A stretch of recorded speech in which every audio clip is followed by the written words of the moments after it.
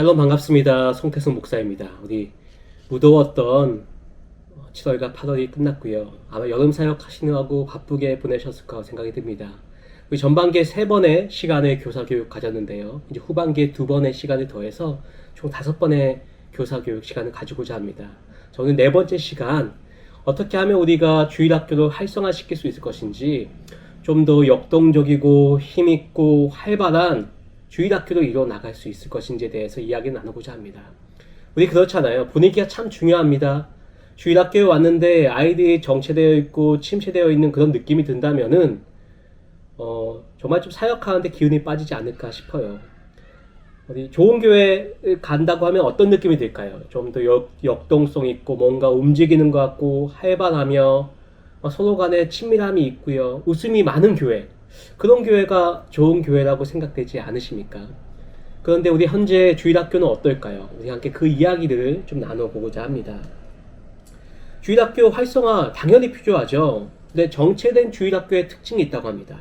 5가지 특징을 한번 이야기해 보겠습니다. 그 5가지 특징에 혹시 우리가 포함된 건 없는지 한번 생각해 보셨으면 좋겠어요. 첫 번째는요, 무관심하다라는 것이에요. 정체된 주일학교는요, 아이들이 오든지 오지 않든지 별로 관심이 없다라는 것이에요. 출석 숫자가 늘든지 그렇지 않든지 별로 관심이 없고 그냥 존재하는 부서인 것이죠. 두 번째는요, 많은 변화가 없다라는 것이에요. 이게 많은 변화? 변화를 좋아하십니까? 어제나 오늘이나 내일이 우리 주님은 같은데 주일학교는 같으면 안 돼요. 왜냐면은 늘 새롭게 바뀌는 것이기 때문에, 시대의 흐름에 따라서 아이들이 변화하기 때문에 그 상황에 따라서 복음은 변할 수 없지만은 교과 내용이나 아이들을 대하는 방법이나 접근하는 것들은 변화가 있어야 된다는 것입니다. 어떤 분들은 너무 예전의 향수에 젖어 있어요.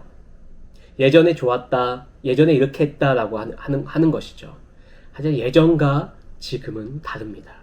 셋째, 현상 유지에 만족한다라는 겁니다. 그냥 이 정도 하면 됐죠. 좀 채워지면 되지 않겠습니까? 라고 버티기 한다는 것이죠. 여기가 좋사오니는 안 됩니다. 넷째, 지나친 피해 의식을 가진다라는 것입니다. 주일학교가 부흥되지 않는 것을 외부적인 요인에서만 찾는 거예요. 주변 환경이 변했어, 아이들이 없어, 교회가 주일학교에 관심을 가지지 않아. 저희 교회 같은 경우에는 주위에 군부대가 많으니까 부대가 적어졌어, 여기 아이들 사람이 많이 이사 오지 않아, 이러한 이유들 때문에 분명히 그 이유가 되긴 하죠. 하지만 거기에만 머물러 있어서는 안 된다는 것이에요. 다른 요인을 찾아야 된다는 것이죠. 다섯째, 복음에 대한 열정을 잃어버린 것이다. 이게 제일 중요하지 않을까 싶어요. 교회라는 조직은, 주일학교라는 부서의 조직은 복음에 대한 열정이 있는 곳이다 라는 것입니다. 주일학교라는 조직이 운영되어 있고 교역자나 교사나 조직을 운영하는 중요한 역할을 하는 사람들이며, 주일학교 예산이 집행되고 있고 매주 주일학교 예배 행사를 진행되고 있기 때문에 문제가 없다고 한다면 그것보다 더 큰 문제가 있다. 그것이 바로 열정을 잃어버리고 매너리즘에 빠지는 것. 자, 그렇다면 주일학교 어떻게 하게 회복될 수 있을까요? 3가지의 이야기를 나눠보겠습니다. 첫 번째, 목자의 마음을 회복하는 것입니다. 목자의 마음을 가지고 99마리의 양이 우리 안에 있더라도 잃어버린 한 마리 영을 찾아서 헤매이는 목자의 마음, 그게 주님의 마음인 것이죠. 두 번째, 자, 회복을 위해서 어디서 떨어졌는지 생각해 봐야 된다는 것이에요. 우리가 어디서 잘못되었는지 생각해 보고 우리의 부족한 것이 무엇인지 생각해 보고 그리고 회개해야 됩니다. 셋째, 첫사랑을 찾아야 됩니다. 복음의 열정과 비슷하죠. 하나님 앞에서 신실한 모습으로 서 있어야 된다는 거예요. 하나님이 날 사랑하셨던 그 마음이 내 안에 있어야 된다는 것이죠. 자, 주일학교 활성화를 위한 우리의 상황도 인식이 필요합니다. 그것은 비전이라고 부르는 것이에요. 우리 주일학교에 비전이 있습니까? 어떠한 목적과 방향성이 있습니까? 우리는 무엇을 향해서 나아가나요?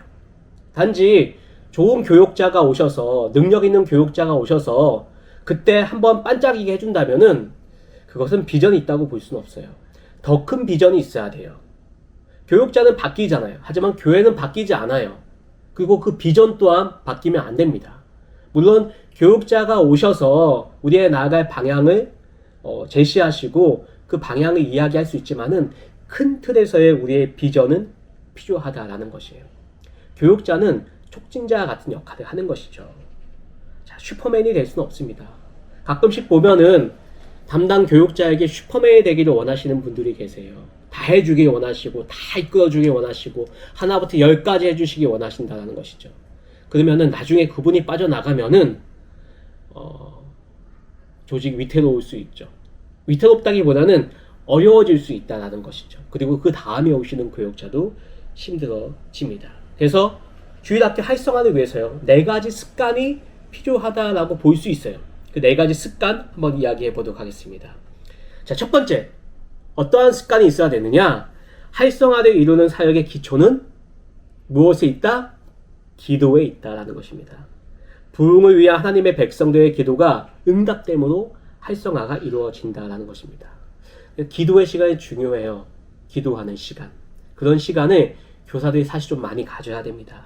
둘째, 모든 일이 어떠한 근거에 두어야 될까요? 성경적인 근거에 두어야 됩니다. 하나님의 말씀이 기준이 되어야 돼요.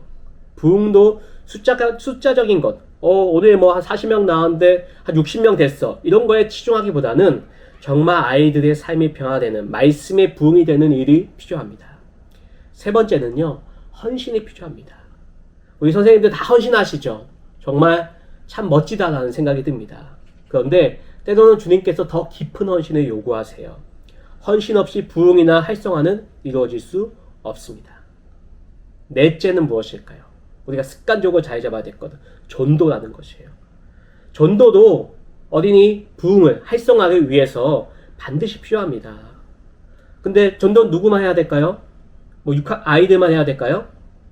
전도는 아이들만 하는 것이 아니라 교사도 함께 하고요, 정교인이 함께 해야 된다는 거예요. 그때 부흥이 일어날 수 있습니다. 자, 4가지 이야기했습니다.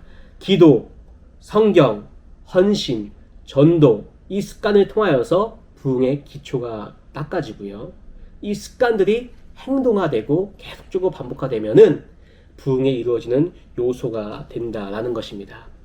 우리 아동부는 그런 아동과 되길 소망합니다. 우리 주일학교는 기도하는 주일학교, 성경을 가르치는 교회, 헌신하는 주일학교, 교회, 전도하는 교회라는 것이죠. 아이들이 좋아하는 거 할 필요가 있지만은 우리가 이 4가지 습관을 교회 안에 이루어지게 하는 것, 그것을 방법론적으로 잘 접근해서 아이들을 잘 가르쳐 줄 필요가 있다는 것에 대해서 우리 선생님들이 기억하셨으면 좋겠습니다. 자, 우리 주일학교는 그렇다면은 지금 어떠한 상황 가운데 놓여 있을까요? 자, 우리는 성장하고 있습니까? 아니면은 정체되고 있습니까? 아니면은 쇠퇴하고 있습니까? 솔직히 3초간 생각해 보세요. 자, 성장한다, 자, 정체한다, 쇠퇴한다. 답은 예, 아마 선생님들마다 다 이야기가 다르실 수 있지만은 성장하는 교회가 되길 소망합니다. 그런데 어느 교회는 정체하는 시기가 있고 어느 교회는 지금 쇠퇴하고 있죠. 사실 솔직하게 한국교회 주일학교 전체적으로 봤을 때는요, 쇠퇴하는 시기에 있습니다. 성장기에는 사역의 능력이 향상돼요. 그죠? 재밌어요. 미래지향적이고요, 혁신적이고, 믿음의 전진이 있고, 은사에 따라서 봉사해요. 정체기는 어떤가요? 그냥 쭉 그냥 정체되는 상황이죠. 쭉 똑같아요. 쇠퇴기는 말 안 해도 잘 아실 겁니다. 여기 책에 보니까 재밌는 이야기가 있어요. 우리 133쪽에 보면은 활성화의 주기, 표 9번입니다.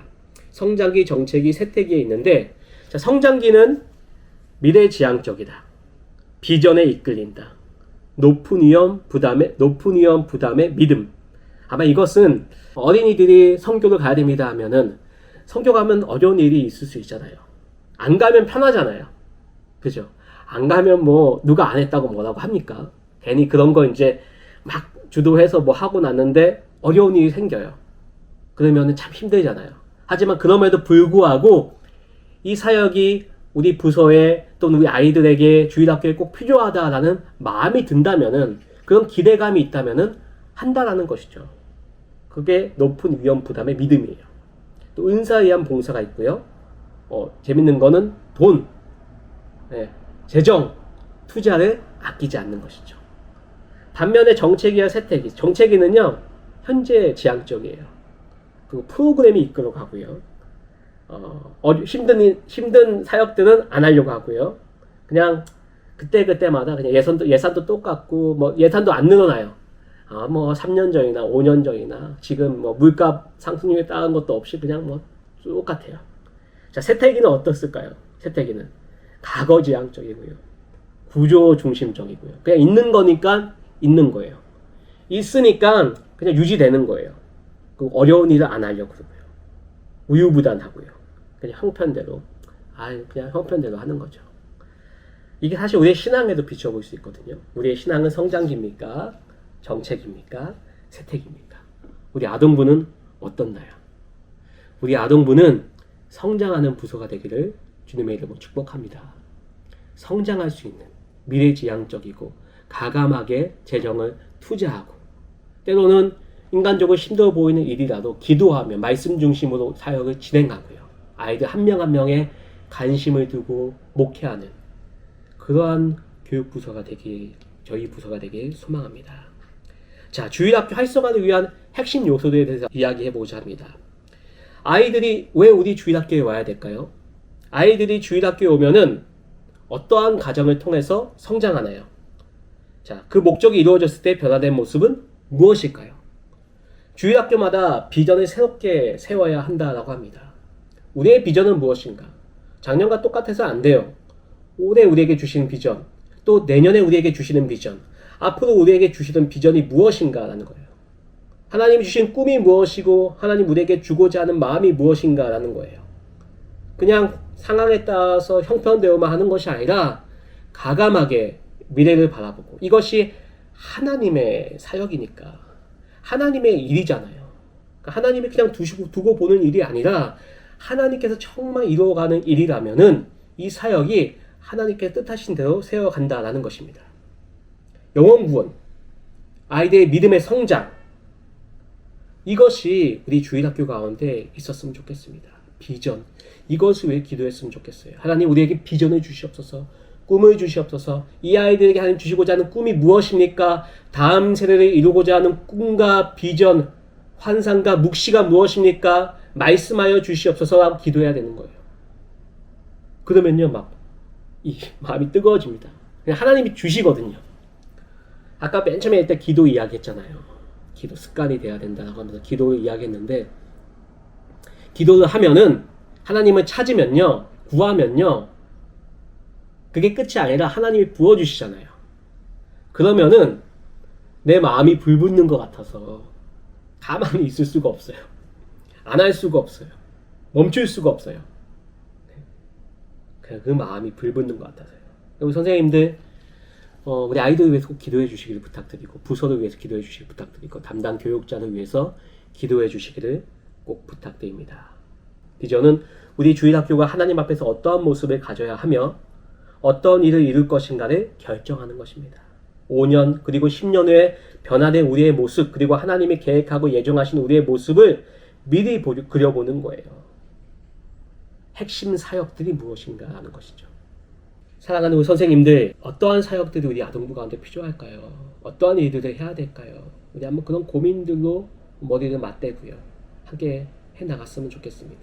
얼마 전에 우리 교사 워크숍이 있었습니다. 함께 모여서 기도하고 마음을 나누고 한 일이 있었어요. 왜 교사 워크숍이 중요했을까요? 왜 교사 교육을 지금 이 시간 하는 걸까요? 교사가 먼저 서야 되기 때문이에요. 가르치는 자가 먼저 세워져야지, 그의 마음이 우선 하나 되고 하나님 앞에 붙들려 있어야지 그 아이들 붙잡을 수 있다는 것이에요. 저는 이제 우리 선생님들 그 준비가 된 것 같아요. 우리 선생님들 고백하셨잖아요. 매년 9월, 10월이 되면 내년에 해야 될까 말아야 될까 고민하는데 올해는 고민하지 않습니다. 당연히 내가 이 사역을 하겠습니다. 내년에도 선교 갔으면 좋겠습니다. 내년은 저도 참여하겠습니다. 라고 고백하시잖아요. 이제 아이들을 위해서 우리가 어떤 고민들로 함께 섬겨야 될지 우리가 함께 고민해 보았으면 좋겠습니다. 자, 주일학교 부흥을 위한 방안에 대해 생각해 보도록 하겠습니다. 자, 우리 이야기를 좀 할 때 우리 선생님들 오해하지 않으셨으면 하는 것은 담임 목회자가 주일학교에 가지는 관심에 대해서 이야기할 건데, 지금 이것은 보편적인 이야기를 하는 것이지 우리 교회 목사님이 이야기하는 것이 아닙니다. 그리고 헌신에 대해서 이야기할 때도 우리 선생님들 헌신이 부족합니다 라고 제가 지적하는 것이 아닙니다. 보편적으로 우리에게 이러한 것이 필요합니다 라고 말씀을 드리는 것이에요. 이 점 좀 기억하셔서 비판적으로 받지 마시고 긍정적인 방향으로 받아들이셨으면 좋겠어요. 담임 목회자의 관심이 정말 중요합니다. 목회 철학의 필요성이죠. 어떠한 목회를 이루어 나갈 것인가에 대한 철학이 필요합니다. 그리고 그 철학은요, 그 교회를 움직이는 추진력이 된다는 거예요. 제가 와서 우리 아이들에게 강조하는 것 중에 하나가 선교죠. 선교하는 어린이, 선교해야 된다는 관점을 가져요. 제가 그런 일에 관심을 가지다 보니까 제가 있을 때는 선교하는 일들을 열심히 좀 더 가지는 것 같습니다.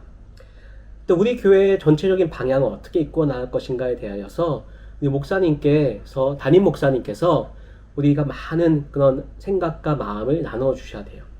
왜냐하면은 담당 목회자 혼자서 할 수 있는 일은 굉장히 제한적이에요. 많은 일을 할 수가 없어요. 담임 목사님의 마음이 중요하다라는 것이죠. 장년 중심의 목회관이 너무 우리 교회에 혹시 있지 않나 생각해 봤으면 좋겠어요. 어린이와 청소년을 가수평가해서는 안 돼요. 굉장히 중요합니다. 지금은 더욱더 중요한 시대예요. 아이들이 더 귀하기 때문에 더욱더 중요한 시대입니다. 그래서 우리 교회가 전체적으로도 아이들 또 청소년 목회에 더 관심을 가져야 되고, 다음 세대 목회의 중요성을 인식하고 전교인들이 거기 함께 마음을 합하여 줘야지만 교회의 미래가 있다는 것이에요. 두 번째는요, 교회의 전폭적인 지원입니다. 우리 교회는 많은 지원을 교육부서에 해주고 계신가요? 그렇죠. 저희 교회는 그래도 많은 지원을 해주는 교회라고 생각이 듭니다. 그런데 그것보다 더 많은 지원을 해야 된다고 생각이 들어요. 근데 그 부서 아이들만을 위해서가 아니라 교사들을 위해서도 지원을 해야 됩니다. 교사의 발전, 그 교사의 하나됨, 또 교사의 양육을 위해서 많은, 지금보다 최소 1.5배는 더 많이 투자를 해 주셔야 됩니다. 우리 가정에서도 그렇죠. 남는 돈을 가지고 자녀들 교육시키지 않아요. 자녀 교육시키는 비용이 우선이죠. 우리 자녀들도 마찬가지입니다. 세 번째요. 전문 사역자 및 훈련된 교사의 양육이 필요합니다. 주일학교 부흥을 위해서는요, 잘 훈련받은 전문 사역자가 필요하시고요, 교사가 반드시 있어야 됩니다. 이건 같이 가는 거예요. 사역자 혼자서 할 수도 없고요, 교사만 계셔도 안 됩니다. 가끔은 또 사역자가 너무 앞서가기도 하시고요. 또 어떤 교회는요, 교육자분들이 사실 2년, 3년, 4년 그렇게 아주 오래 계시지 않잖아요. 그러니까는 목사님은 좋은 사람이 오셔서 말씀만 해주세요, 설교만 해주세요, 남은 저희가 합니다. 그렇게 돼도 안 됩니다. 함께 세워져 가고 함께 이루어져 가는 것이 필요하다는 거예요. 좋은 교사를 찾아내고 훈련시키고요, 또 좋은 교육자를 모시고 와야 돼요.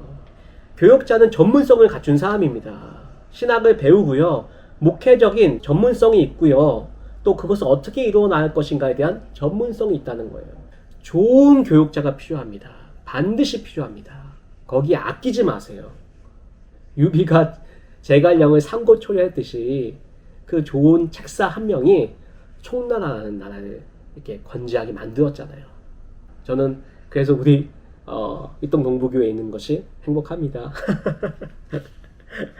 이제 다음 달엔 교사 대학이 있습니다. 이렇게 온라인으로 이렇게 교사 교육도 하시지만은 오프라인 모임 때도 꼭 빠지지 말고 참석하시고요. 잘 훈련된 군인이, 잘 훈련된 용사가 큰 일을 감당하고 전쟁에서 승리할 수 있는 것입니다. 우리 선생님들께서 미래의 희망이라는 사실을 기억하셨으면 좋겠어요. 선생님이 안고 기도하고 품었던 그 아이 한 명이 큰 영향력을 발휘하고 하나님 나라를 세워나가는데 큰 일꾼이 된다는 거예요. 자, 네 번째는요, 세대 간 목회가 필요합니다. 주일학교 부흥을 위해 한 교회 안에서 여러 세대가 함께 신앙생활을 할 수 있는 여건을 마련해야 합니다.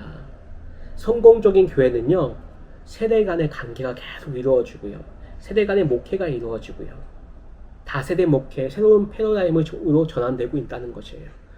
아이들 예배, 어른들 예배만 꼭 구분되는 것이 아니라 함께 이루어져가는 예배가 돼야 된다는 거예요.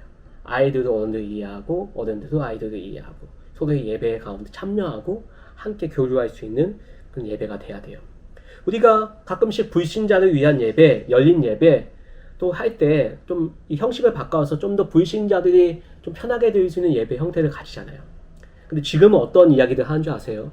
지금은 이 불신자를 위한 예배가 교회마다 이루어지는 건 쉽지 않아요.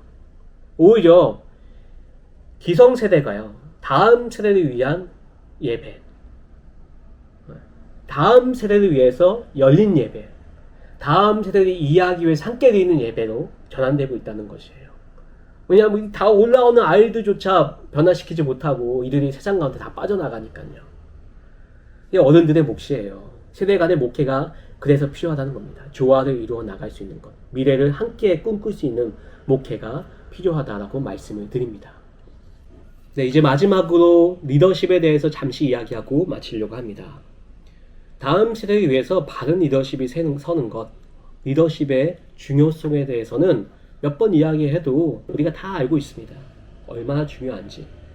다음 세대는 부모와 교사와 목회자에 의해서 양육되고 성장하고 훈련되고 있습니다.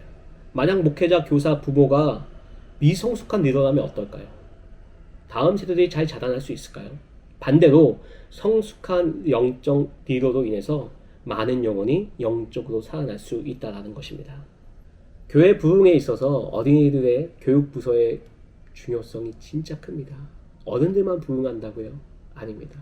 아이들이 부흥해야지 그 교회가 부흥됩니다. 꼭 기억하셨으면 좋겠어요. 목회자는요, 목회 철학을 갖고 교회를 이끌어 가야 됩니다. 하나님이 세운 목회자 한 사람에 의해서 교회가 살아날 수 있다는 것이죠. 잘 세워진 리더 한 사람, 그 리더가 바로 세워져야 된다는 거예요. 그래서 선생님들도 목회자를 위해 기도 많이 해주세요. 목회자가 바른 목회를 펼칠 수 있게끔, 바른 지도 효과, 영적 리더십을 가질 수 있게끔. 목회자의 권위는요, 영적 권위와 성숙한 인격에서 나옵니다. 주일학교 사역자에게 꼭 있어야 될 것은 섬김의 리더십이에요. 군림하려는 태도, 위에 쓰려는 태도는 버려야 됩니다. 혹시 저한테 그런 게 있었나요? 그런 게 있다면 용서해 주시고요. 저도 섬김의 리더십을 더욱더 가지도록 하겠습니다. 주일학교 사역자가 부장과 교사들과 아름답게 동력하는 지혜가 필요합니다. 부장님을 잘 세워주고요. 또 교사들을 잘 세워줘야 돼요. 주일학교 사역자는 장기적인 교육적 목표가 있어야 돼요. 한번 물어보세요. 목사님, 전도사님, 우리 교육부서의 장기적인 비전과 목적은 무엇입니까? 올 한 해 이루어가고자 하시는 것은 무엇입니까? 라고 이렇게 여쭈어봤으면 좋겠어요.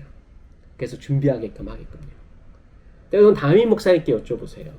목사님의 목회 철학이, 교육된 목회 철학이 궁금합니다.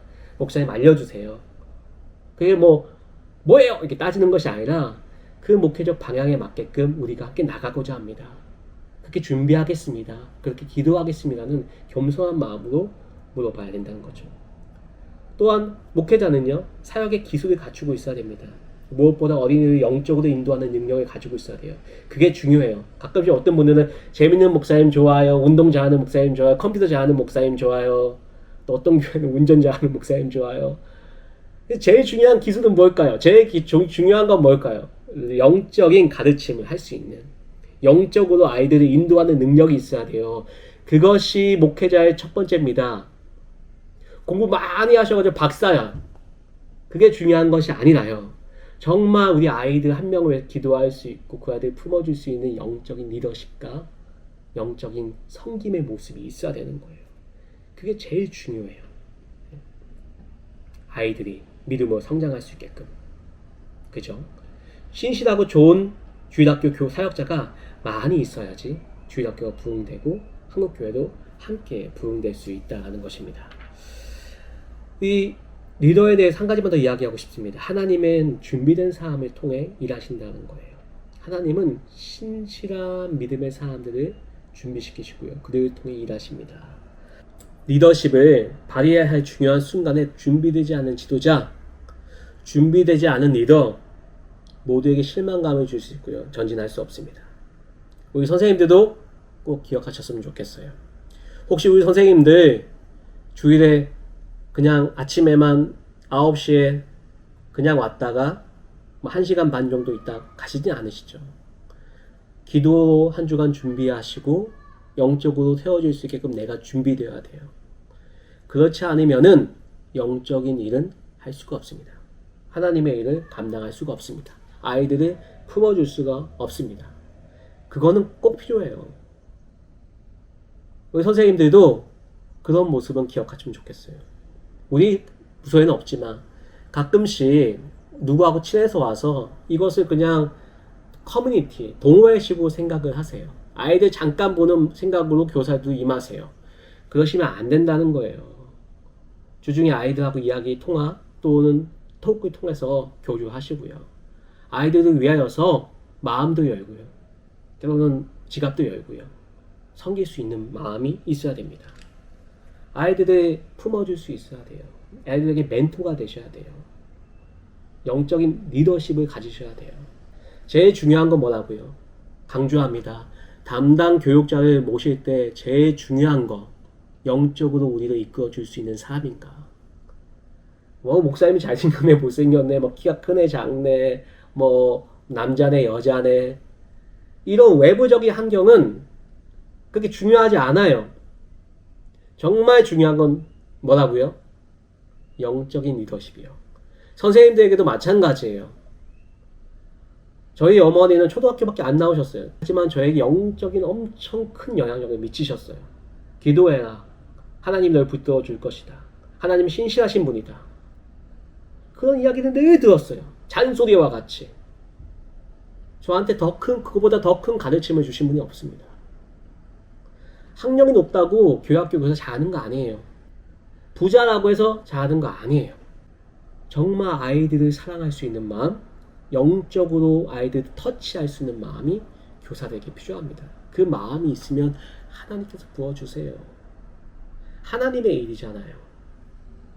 내가 하는 것이 아니라 하나님이 하시는 거예요. 필요한 거 하나님이 더하여 주세요. 올 한 해 많은 일을 사역을 했습니다. 하나님 제가 말하는 것들마다 이루어 가시더라고요. 하나님이 제가 말을 던진 것들마다 이루어 가시더라고요. 근데 하나님이 채워주세요.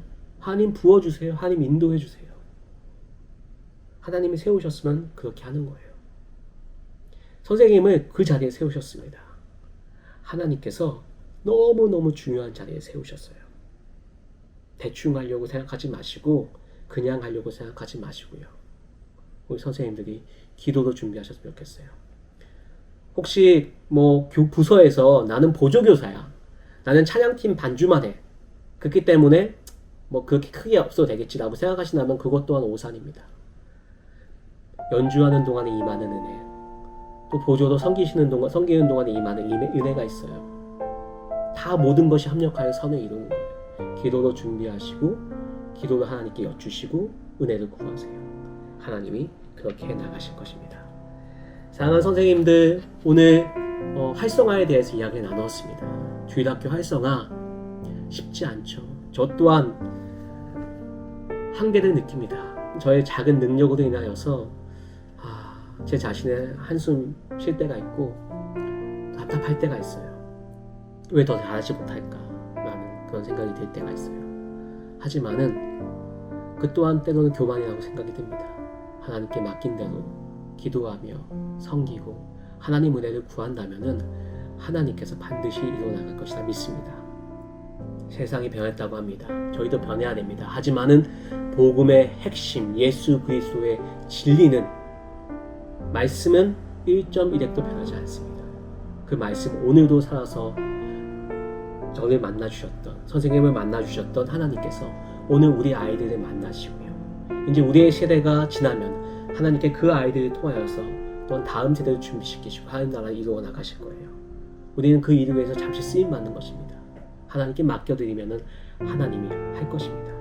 그 동안에 우리가 열심히 함께 했으면 좋겠어요. 즐겁게 함께 했으면 좋겠어요. 서로 위로하며 격려하고 함께 세워져 나가면서 함께 섬길 수 있으면 좋겠습니다. 하나님이 하시는 것을 보면서 하나님이 하셨습니다. 하나님이 선하게 이루어 가십니다라고 고백할 수 있는 우리가 되었으면 좋겠습니다. 이번 강의 여기서 마치고요. 꼭 강의 들으시면서 마음에 새겨보셨으면 좋겠고, 또 우리가 앞으로 어떻게 해야 될 것인지 또 비전을 가지시고 꿈을 가지시고 기도하는 교사들이 되셨으면 좋겠습니다. 선생님 감사합니다. 사랑합니다. 축복합니다.